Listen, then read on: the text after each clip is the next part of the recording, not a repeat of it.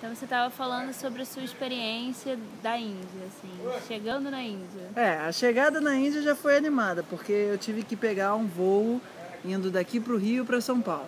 Aí de São Paulo para Dubai. De Dubai para Mumbai, que é Bombaim. Chegando lá de madrugada, sem saber onde é que eu estava, tendo que procurar uma pessoa que eu não sabia muito bem quem era, porque a gente ia ainda mudar de cidade de manhã. Eu estava indo com um grupo. Isso é uma informação bem importante. Foram um grupo de umas 15 a 20 pessoas sob a orientação do Dr. Ruguet e do Gil Kell, que é o terapeuta que organiza essa viagem.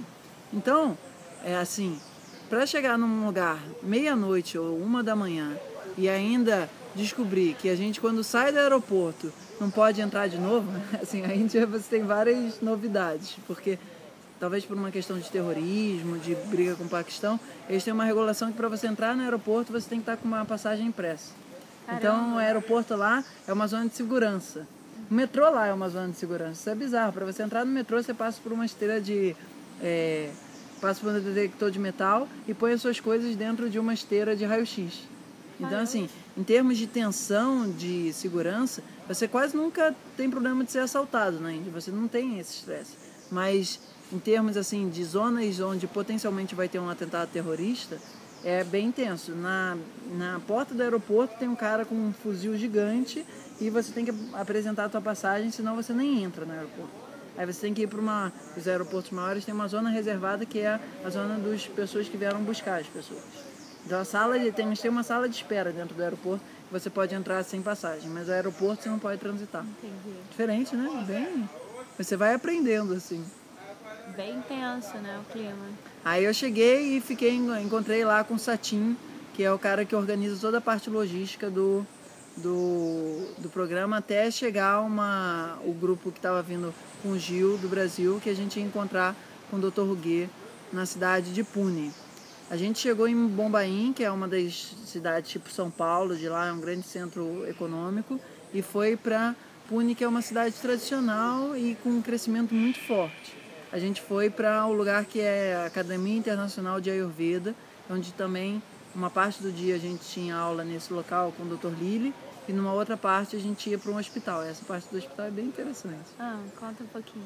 Então, a gente acordava de manhã cedo, ia fazer Hatha Yoga e Iyengar, e saía do hotel umas 9 horas. E nos banheiros, o banheiro da Índia é sempre um capítulo à parte. Você nunca tem nada que cubra, o banheiro sempre fica alagado. E quando você tem um toalete, já é assim um negócio de realeza. Às vezes você tem que ir no banheiro indiano agachadinho mesmo. E eles nunca têm papel. Então você tem que aprender a se limpar com baldinho. Então assim, se você for para a Índia, fica ligado que você vai ter que aprender a se limpar com baldinho ou carregar papel higiênico sabonete e gelzinho de álcool é fundamental, porque você vai terminar ali, não tem sabonete nunca nos banheiros quase, e faz parte da cultura, assim. Você pode estar num hotel super confortável que o banheiro vai ser padrão indiano, ou seja, vai ser sem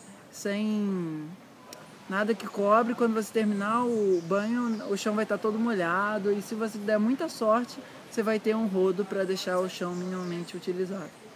Tá? Aí a gente chegava e ia para esse hospital de Ayurveda, e nesse hospital eu tive uma experiência muito interessante que deu para ver como é que o Ayurveda cuida de trocentas mil pessoas de um processo que vai desde a parte que a pessoa tem algum ligeiro problema e vai no hospital para resolver, até quando ele vai no hospital para ter que ter uma internação porque ele está com a barriga dele inchado de ascite. E a gente teve uns tratamentos muito interessantes que dentro da medicina alopática o tratamento relativamente tem menos eficiência do que no Ayurveda. No geral, os tratamentos no Ayurveda e na medicina alopática têm resultados parecidos. Mas você trata essas pessoas no hospital da mesma forma que a gente se trata numa consulta mensal? Como é que funciona nesse hospital? Você chega lá, um médico vai ter uma ficha que ele vai detalhar como é que está teu estado durante uns 20 a 30 minutos, fazendo exame de pulso, fazendo vários exames que fazem parte da anamnese terapêutica.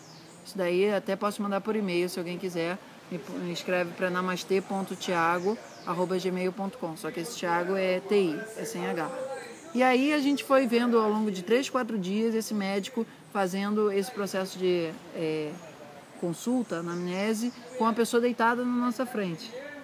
E dava até pra ver o Indian style, assim, às vezes, que parecia que a pessoa tava super mal, assim, desconfortável, e o médico nem aí, ele apertava, assim, mas não era porque era um médico ayurvédico ou não, entende? Era um médico que na Índia, o tratamento com as pessoas é um tratamento um pouco mais largado, em certo sentido.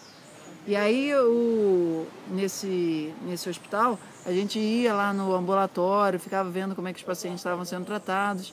E teve uns processos muito importantes, porque assim, a ascite é um negócio que teu fígado para de funcionar direito, tua barriga incha, você fica todo emaciado. E a gente viu um cara que tinha acabado de chegar e estava com a barriga assim gigantesca. Depois eu posso mandar foto disso também. Um cara que há 2, 3 semanas estava fazendo um processo de purgação ayurvédica, que estava desintoxicando o fígado dele. E o cara que estava chegando estava todo inchado e o outro estava todo animadão, assim, já sequinho. Então, deu para ver mais ou menos ao longo desses 3, 4 primeiros dias como é que você tem procedimentos de tratamento ayurvédico numa estrutura de hospital. Coisa que aqui para o Brasil a gente ainda vai, sei lá, levar aí uns 5, 10 anos para conseguir sair do estado de clínica para pensar no estado de hospital. Mas esse tratamento era só a respeito de modificação de alimentação? Não, tratamento de purgação. O Ayurveda envolve um processo de desintoxicação chamado Panchakarma, que é todo um capítulo à parte. Você precisa, na maior parte das vezes, estar internado. Ano que vem eu devo ir para a Índia em janeiro fazer um programa de 28 dias de tratamento que envolve essas purgações para que teu sistema esteja mais capaz de metabolizar as ervas que a gente quer. E basicamente eu vou para cuidar da minha mão, porque eles têm um sistema de bandagem que estica bem também. Só que ao mesmo tempo que eu estou cuidando da minha mão no Ayurveda, eu estou cuidando da minha fisiologia para que a minha mão tenha mais capacidade, minha fisiologia tenha mais capacidade de gerar tecido para a minha mão esticar mais. Então, é um processo que envolve de dentro para fora e uso tópico também. Não é só, vai na fisioterapia, fica mexendo. Se o teu corpo não está com capacidade de gerar tecido medular aqui, não vai adiantar, porque o impulso nervoso não vai chegar. Então, o Ayurveda ele tem essa concepção integral do ser humano que envolve a atuação direta sobre o desequilíbrio, mas também as causas que geram aquele desequilíbrio. Por que o processo de restauração da saúde não está funcionando? Porque às vezes pode estar intoxicado em algum canto ou bloqueado, e aí a gente precisa fazer essa faxina do Panchakarma. E no hospital eles fazem isso, um programa que às vezes dura até 3 meses, dependendo do grau de intoxicação que está a pessoa. Mas no geral eles fazem em torno de 21 dias a 28 dias lá. Entendi. Isso era a parte da manhã só. Na parte da tarde a gente ia para a casa do Dr. Lili, que é um centro de Ayurveda lá. Ele já é um médico de 3ª ou 4ª geração familiar. E a gente tinha aula sobre o papel dos nutracêuticos, que são alimentos que você usa dentro do teu dia a dia, que tem um papel terapêutico muito grande. Então, por exemplo, o Chyavanprash, que é um dos alimentos mais conhecidos no Ayurveda como rejuvenescedor. Para você ter um efeito real do Chyavanprash como um sistema assim, tônico, muito poderoso, você precisa estar com o teu organismo permeável àquilo. Então, no Ayurveda, a gente sempre tem um processo de desintoxicação antes de um processo de potencialização e rejuvenescimento. Então, nesse lugar que a gente fazia os nutracêuticos, ao mesmo tempo a gente sabia qual era a diferença do feijão para o grão de bico, aprendia a fazer o Chyavanprash, aprendia, que é uma geleia, aprendia a fazer um xarope para as crianças poderem tomar, mas a gente também aprendia o conceito por detrás, que é permitir que a pessoa tenha metabolismo, Agni, para ter capacidade de transformar aquilo que você come naquilo que você é. No Ayurveda, você não é aquilo que você come. Você pode até se tornar aquilo que você come se você tem um metabolismo forte o suficiente para isso. Então, esse foi a primeira semana em Pune, que a gente tinha uma rotina de estudo de 9 até 6 da tarde. Aí a gente passou uma semana visitando esse hospital, teve uma parte de obstetrícia e ginecologia também que foi muito interessante, que é uma área que de Ayurveda no Brasil ainda está muito começando, mas é fantástico. Mostrava uns processos de ducha, de lavagem, de coisas que tratam os desequilíbrios femininos de uma maneira muito simples e eficiente. Porque a gente acaba tendo uma cultura aqui hoje em dia que a mulher tem que se masculinizar e as coisas que são da mulher são problemas e tal. Mas peraí, o sistema da mulher tem toda uma inteligência, então você respeitar isso é fundamental para você ter uma boa saúde. O Ayurveda vê o progresso da vida através de uma boa gestação e de uma boa saúde da mulher.